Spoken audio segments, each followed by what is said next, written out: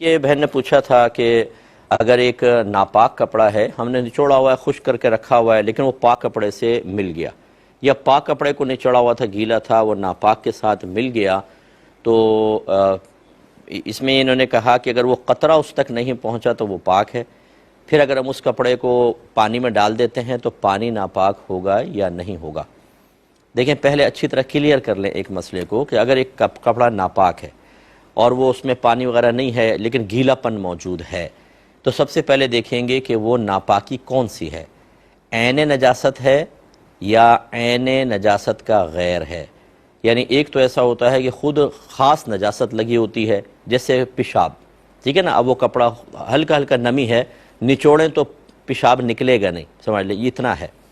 ایک یہ ناپاکی ہے۔ اور ایک ہے کہ کسی ٹب وغیرہ کے اندر پیشاب کی چھینٹیں چلی گئیں،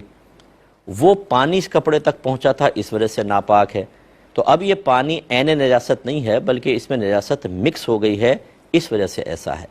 تو یہاں یہ یاد رکھیے کہ اگر اب ناپاک کپڑا تھوڑا گیلا پڑا ہوا ہے، پاک کپڑا اس کے ساتھ ٹچ ہو گیا، اگر یہ عین نجاست ہے اور یہ اس تک پہنچ گئی، دھبا آپ کو نظر آ رہا ہے، چاہے قطرہ بنے نہ بنے، اسمیل ہو یا نہ ہو، یہ ناپاک کہلائے گا، کیونکہ عین نجاست آپ کو پہنچتی ہوئی نظر آ رہی ہے، تو اس کو آپ کو پاک کرنا ہوگا۔ اور اگر غیر عین نجاست ہے تو پھر اس میں یہ ہوتا ہے کہ اتنا زیادہ یہ پانی وہاں تک پہنچے کہ اس کو آپ نچوڑیں تو قطرہ بن جائے، تب یہ ناپاک ہوگا، ورنہ پاک رہے گا۔ ایک تو یہ چیز ہے۔ دوسری بات یہ ہے کہ یہ صرف پاک کپڑا ناپاک ہوا یا نہیں ہوا،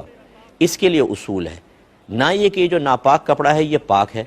یہ تو نہیں ہے نا، یہ ناپاک ہے، تبھی تو آپ کویسچن کر رہی ہیں کہ پاک اس کے ساتھ ملے گا تو ناپاک ہوگا کہ نہیں ہوگا۔ اس کا مطلب یہ ہے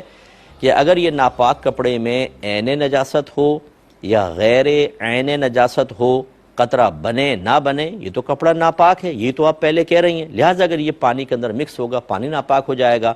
ایسے اگر آپ لکڑی وغیرہ کسی ٹھوس چیز کے اوپر رکھیں گی اور اس پہ تری وغیرہ تھوڑی بھی آ گئی، کیونکہ قطرہ تو نہیں لیکن آپ رکھیں تو اس پہ تری آ جائے گی، تو یہ بھی ناپاک کہلائے گا۔ امید ہے کہ آپ بات سمجھی ہوں گی۔